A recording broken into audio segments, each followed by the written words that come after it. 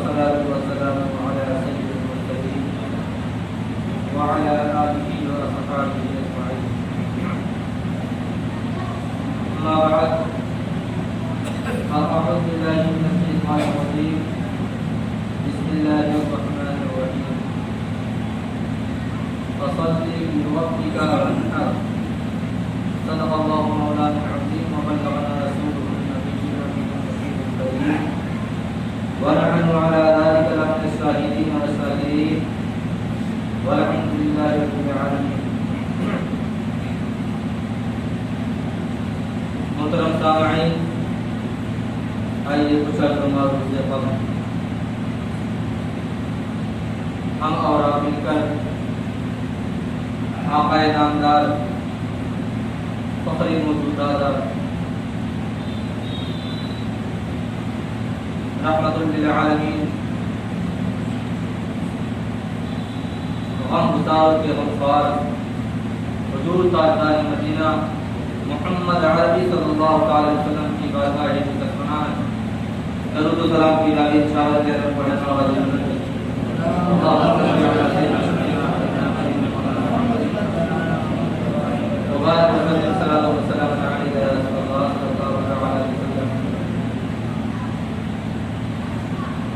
جس آیت مقدسہ کی تلاوت کا شرف حاصل کیا، اللہ رب العزت ارشاد فرماتا ہے فصلی لربک وانحر، تو اپنے رب کے لیے نماز پڑھو اور قربانی کرو۔ محترم سامعین، چونکہ ابھی قربانی آنے میں چند دن باقی ہیں اور کسی ایک جمعہ کو قربانی کا پورا واقعہ یا اس کی پوری تفصیل بیان صحیح سے نہیں ہو پاتی، اس وجہ سے قربانی آنے کے 2-3 جمعہ پہلے ہی میں نے طے کیا کہ قربانی کے تعلق سے جو مسائل ہوتے ہیں، جو اس کی فضیلتیں ہیں، جو اللہ رب العزت کے بارگاہ میں اس کی قبولیت ہے، ان سب مسائل کو پہلے ہی سے بتایا جائے تاکہ وہ لوگ جو استطاعت رکھتے ہیں قربانی کی، ان کے دل میں یہ امنگ پیدا ہو اور حوصلہ پیدا ہو، جو بھی اللہ تبارک و تعالیٰ کی راہ میں قربانی پیش کریں۔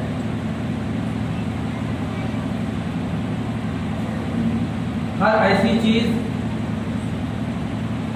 جو عبادت کے لیے کی جاتی ہے، اس میں ہمیں غور کرنا چاہیے، اس کا سارا صلہ اور سارا فائدہ ہم ہی کو ملتا ہے۔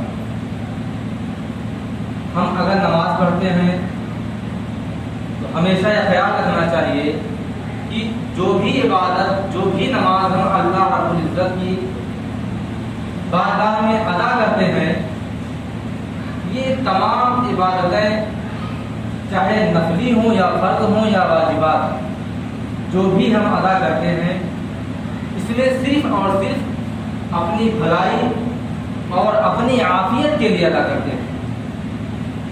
ایسا نہیں کہ آپ نماز نہیں پڑھیں گے تو اللہ تبارک و تعالیٰ کو معاذ اللہ کوئی تکلیف ہوگی یا اس کی ربوبیت میں یا اس کی صفات و ذات میں کوئی فرق پڑے گا، ایسا نہیں ہے۔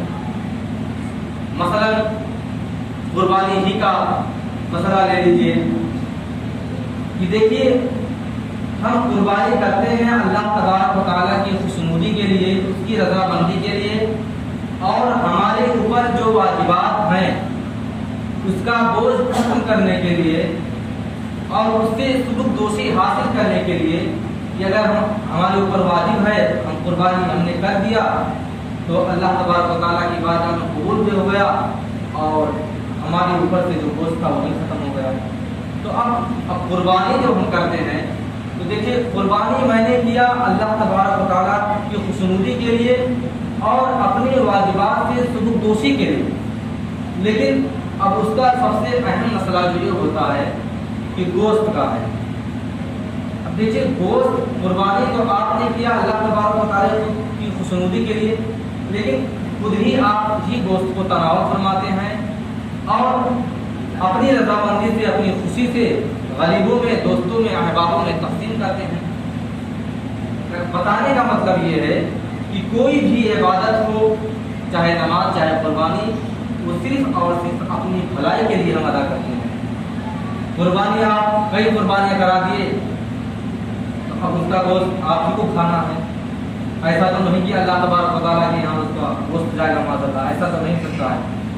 لیکن پھر بھی وہ انسان جس کی جو استطاعت رکھتا ہے، جو مالک نصاب ہے، جس کے اوپر قربانی واجب ہے، وہ بھی قربانیاں کرنے کے لیے طرح طرح کے بہانے کرتا ہے.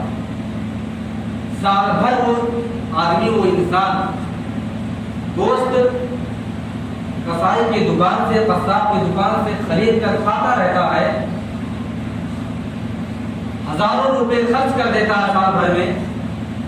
لیکن جب قربانی کی بات آتی ہے تو شیطان چونکہ اس کے پیچھے پڑا رہتا ہے، بڑبڑاتا ہے اور وہ طرح طرح کے بہانے کرتا ہے کہ کیسے قربانی، ہمارا تو پریشان حال ہے، کاروبار پورا ٹھپ پڑا ہوا ہے، کوئی کام نہیں ہے، کچھ بھی نہیں ہے. آپ یقین جانیے چاہے جتنا چھوٹا سا چھوٹا پریوار ہو، 2 یا 3 لوگوں کا پریوار ہو، تو جان لیجیے کہ اس پریوار میں کم سے کم مہینے کا 10,000 روپے کا خرچ ہو جاتا ہوگا. ہمارا ایک انداز ہے 10,000 روپے کا مہینے کا خرچ ہو جاتا ہوگا. کتنی بھی لمٹ پہ چلے گا کبھی خرچ ہو جائے گا. لیکن وہ مسلمان جو مالک نصاب بھی ہے، جو استطاعت بھی رکھتا ہے، جس کے پاس روپے پیسے بھی ہیں، وہ ایک بکرا خریدنے کے لیے 6,000 سے 8,000 روپے تک خرچ نہیں کر سکتا. جبکہ ایسا نہیں ہونا چاہیے. آپ اللہ تبارک و تعالیٰ کی راہ میں اگر قربانی کریں گے تو یقیناً اللہ تبارک و تعالیٰ اس کے سرے میں آپ کو نہ جانے کتنے روپے ادا کر دے گا، اور آپ ثواب کے حقدار تو بنیں گے ہی بنیں گے. اس کے علاوہ اللہ تبارک و تعالیٰ آپ کے اوپر سے طرح طرح کی بیماریوں کو بھی ختم فرما دے گا. اور کل میدان محشر میں اللہ تبارک و تعالیٰ کی راہ میں قربان ہوا جو بکرا ہوتا ہے، وہ اللہ رب العزت کی بارگاہ میں جب جائے گا، آپ یہ نہیں جانے کہ ہر وہ حلال جانور جو ہے، ہمارا یقین اور ہمارا ایمان و عقیدہ ہے کہ ہر حلال جانور جنت میں جائے گا. اور جس جانور کی قربانی ہو جائے اس کو تو ہر حال میں جنت ہی میں جانا ہے. اور اگر جس بکرے کی آپ نے قربانی کر دی ہے، وہ بکرا جب جائے گا تو حدیث پاک میں آتا ہے اس بکرے کو جو پرمیشن ملے گی جنت میں جانے کی، تو جنت میں نہیں جائے گا. جب تک اپنے مالک کو ساتھ میں نہیں لے لے گا تب تک وہ بکرا جنت میں داخل نہیں ہوگا. اب بھلا سوچیے، آپ دنیا میں آپ نے قربانی کیا، قربانی آپ نے کیا، آپ نے گوشت کھایا، سارا فائدہ آپ نے اٹھایا، دنیا میں بھی سارا فائدہ اٹھایا آپ نے، اور کل بروز حشر قیامت میں بھی آپ اس کا پورا فائدہ اٹھائیں. محترم سامعین، کہنے کا اور بتانے کا مطلب یہی ہے کہ اگر اللہ تبارک و تعالیٰ نے آپ کو تھوڑی بھی استطاعت دی ہے تو آپ اللہ تبارک و تعالیٰ کی بارگاہ میں ضرور قربانی کروائیں. اس کا بڑا فائدہ ہے. سب سے بڑا فائدہ تو جانور ہی میں نظر آ جاتا ہے، اور یہ فائدہ وہ یہ ہوتا ہے کہ آپ خود ہی اپنے ذہن میں، اپنے دماغ پر زور لگا کر سوچیں کہ ہر سال سب سے زیادہ قربان ہونے والا اور ذبح ہونے والا جانور بکرا ہوتا ہے. پورے سال اتنا زیادہ ذبح ہوتا ہے، لیکن پھر بھی سوچیں کہ اس کی تعداد کم نہیں ہوتی. کئی ہزار کروڑوں کی سنکھیا میں بکرے ذبح ہوتے ہوں سال میں، لیکن آپ اندازہ کریں کہ اس میں اللہ تبارک و تعالیٰ نے اتنی برکتیں عطا کر دی ہیں، اتنی برکتیں اتار دی ہیں کہ اس کے باوجود اس کی کمی کبھی محسوس نہیں ہوتی۔ حالانکہ ایک بکری زیادہ سے زیادہ 2 یا 3 بچے ایک بار میں جنم دیتی ہے، وہ بھی 6 مہینے میں ایک بار دیتی ہے۔ لیکن کچھ ایسے جانور ہیں جو سال میں 2-3 بار اپنے بچوں کو جنم دیتے ہیں، جو حرام جانور ہیں، اور ایک بار میں 1-1 درجن بچے دیتے ہیں، لیکن اس کے باوجود ان کی کوئی تعداد نہیں ہے، جبکہ وہ ذبح بھی نہیں کیے جاتے، وہ کھائے بھی نہیں جاتے، اس کے باوجود ان کی کوئی تعداد نہیں ہے۔ کیوں؟ اس وجہ سے کہ اللہ تبارک و تعالیٰ نے اس میں برکت ہی نہیں رکھی ہے۔ جس چیز میں اللہ تبارک و تعالیٰ برکت رکھ دیتا ہے اس جانور میں اتنی برکتیں ہو جاتی ہیں کہ آپ اور انسان اس کا اندازہ نہیں لگا سکتا۔ اب کچھ پیچیدہ مسائل ایسے ہوتے ہیں بکروں کے اندر کہ کچھ جانور ایسے ہوتے ہیں جن کی قربانیاں نہیں کی جاتی، یا بکرے کے اندر کچھ ایسے عیب نظر آ جاتے ہیں جس کی وجہ سے قربانی جائز نہیں ہوتی۔ ویسے تو قربانی صرف 3 جانوروں میں ہوتی ہے، ایک اونٹ ہے، دوسرا گائے ہے، تیسرا بکرا۔ اب بکرے کے قسم میں بھیڑ بھی آتا ہے، دمبا بھی آتا ہے، وہ بھی بکرے کی قسم میں سے قسم ہے۔ ایسے ہی گائے کی قسموں میں سے بھینس آتا ہے، بیل آتا ہے، بھینسا آتا ہے، یہ سب چیزیں آتی ہیں۔ بس قربانی صرف 3 جانوروں کی ہوتی ہے۔ اب اگر مان لیجیے بکرا قربانی کے لیے ہے تو اب اس کے اندر آپ کو کچھ چیزوں پر دھیان رکھنا ہوگا کہ اس کے اندر کوئی عیب تو نہیں ہے، کیونکہ کچھ ایسے عیب ہوتے ہیں جس کی وجہ سے آپ اگر قربانی آپ نے کر دیا تو آپ کی قربانی سرے سے ہوتی ہی نہیں۔ مثلا جیسے کسی بکرے کا اندھا ہونا، کوئی بکرا ہے وہ اندھا ہے، اس کی قربانی نہیں ہے۔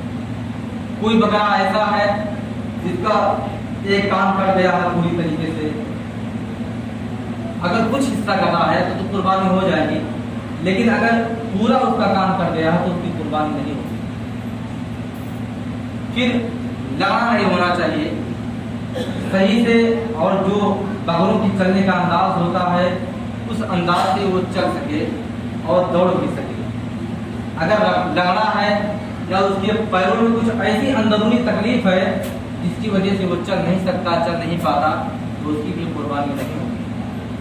کچھ لوگ سوال کرتے ہیں کہ بکرے کو، ہمارے بکرے کو کتے نے کاٹ لیا ہے، کیا اس کی قربانی ہوگی یا نہیں؟ اب اگر آپ کے یا کسی کے بکرے کو اگر کتے نے کاٹ لیا ہے تو اس میں آپ کو یہ دھیان رکھنا ہوگا کہ کتے کے کاٹنے کے بعد اس کا زخم قربانی آنے کے ایام تک، یعنی جب قربانی آ گئی، قربان کرنے کا وقت آ گیا، اس وقت تک اس کا زخم تر و تازہ نہ رہ جائے، یا اتنا پہلے کاٹا ہو، مثلا عید قربانی آنے سے 6 مہینہ پہلے کسی کتے نے کسی بکرے کو کاٹ دیا، تو چونکہ جب کتا کاٹتا ہے تو 2 چیزیں ہوتی ہیں، یا تو ہمیشہ کے لیے وہ زخم بھی رہ جاتا ہے، اور یا تو ایک گٹھلی بن جاتا ہے۔ کتا جب بکرے کو کاٹتا ہے تو 2 چیزیں ہوتی ہیں، 3 چیزیں مان لیجیے، ایک تو یا تو ٹھیک ہو جائے گا سرے سے، یا تو اس کا زخم ہمیشہ کے لیے رہ جائے گا، اور یا تو اس جگہ پہ جہاں پر کتے نے کاٹا ہے وہاں گٹھلی بن جاتا ہے، گانٹھ بن جاتا ہے۔ تو اگر دیکھنا ہوگا کہ اگر زخم برقرار ہے، زخم باقی ہے، تو اس کی قربانی نہیں ہوگی۔ دوسری چیز، اگر گانٹھ بن گیا ہے تو گانٹھ بنے ہوئے بکرے کی قربانی اس کی ہو جائے گی، اس کی قربانی گانٹھ بن گیا ہے تو ہو جائے گی۔ تھوڑی بہت کراہیت ہے، ایسا نہیں، ایسی کراہیت نہیں کہ قربانی نہیں ہوگی، قربانی ہو جائے گی، تھوڑی بہت کراہیت ہے۔ اور تیسرا وہ مرحلہ ہے کتے نے بہت پہلے کاٹا تھا، اس کا زخم بھی ختم ہو گیا اور اس کے اوپر زخم کے اوپر بال بھی اگائے، اس उसके ऊपर बाल जम गए तो वो तो बिला कराहत जायज़ है, तो हर हाल में उसकी कुर्बानी जायज़ है। ये था कुत्ते काटे हुए बकरे की कुर्बानी का मसला। और बकरे का अंदर ये भी देखना होगा, कुछ लोग तो आज क्या करते हैं कि देखेंगे कि इसका दांत क्या कहते हैं, दांत हुआ कि नहीं हुआ, दांत टूटा, दूसरा दांत हुआ कि नहीं हुआ, दांता है कि नहीं है, ये कहते हैं। दांता होना असल मुराद उसकी पहचान नहीं होती। उसकी असल पहचान ये है कि देखने में सही और तंदुरुस्त लगे, और देखने में जो एक साल के बकरे का वजन और उसकी लंबाई चौड़ाई जो होती है वो नजर आना चाहिए उसके अंदर, तो माना जाएगा कि हाँ ये कुर्बानी के काबिल है। अब एक साल के बाद चाहे जितने साल का हो कुर्बानी हो जाएगी। हाँ, बहुत ज़्यादा ज़ईफ भी ना हो, बहुत ज़्यादा इतना ज़ईफ नहीं। मान लीजिए आप बकरी की कुर्बानी कर रहे हैं, मतलब बकरी की नहीं है, तो अब बकरी इतनी लागत ना हो गई हो, वो बच्चा भी ना दे पाती हो, एकदम कमज़ोर हो गई हो, अब उसकी कुर्बानी आप उसकी नहीं कर सकते। कुर्बानी करेंगे तो हो जाएगी, लेकिन ऐसी कुर्बानी करना सही और दुरुस्त नहीं है, क्योंकि वो मुकम्मल तौर से और पूरे तरीके से वो लागा और कमज़ोर हो सकती है।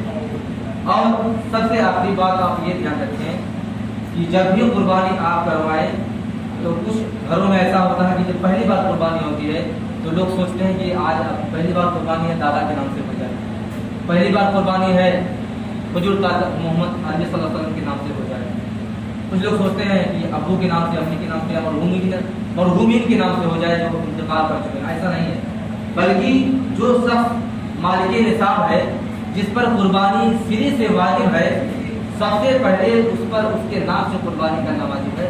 अब अगर अल्लाह तबारक व तआला ने आपको इस्तिताअत दी है तो आप अपने मरहूमीन के नाम से भी कुर्बानी करवाइए, अपने घर वालों के नाम से करवाइए, हुजूर ताजदार मदीना अपने प्यारे नबी सल्लल्लाहु अलैहि वसल्लम के नाम से भी कुर्बानी करवाइए। ये मसला, ऐसा नहीं कि आप किसी के नाम से पहले कुर्बानी तो करवा दीजिए, बल्कि जो मालिक हिसाब है, जो साहिब इस्तिताअत है, सबसे पहले उसके नाम से कुर्बानी होनी चाहिए। अब अगर अल्लाह तबारक व तआला ने उसको तौफीक दी है तो एक दो बकरे और खरीदे, घर में और रहने वाले और दूसरे फर्द के नाम से भी कुर्बानी करवाएं। अल्लाह तबारक व तआला की बारगाह में दुआ है कि अल्लाह तबारक व तआला हम तमाम मुसलमानों को नमाज़ों की पाबंदी करने की तौफीक और रफ़ीक अता फरमाए, और ज़्यादा से ज़्यादा अल्लाह तबारक व तआला की बारगाह में कुर्बानी करने की तौफीक और रफ़ीक अता फरमाए। व आखिरु दअवाना अनिल हम्दुलिल्लाहि रब्बिल आलमीन।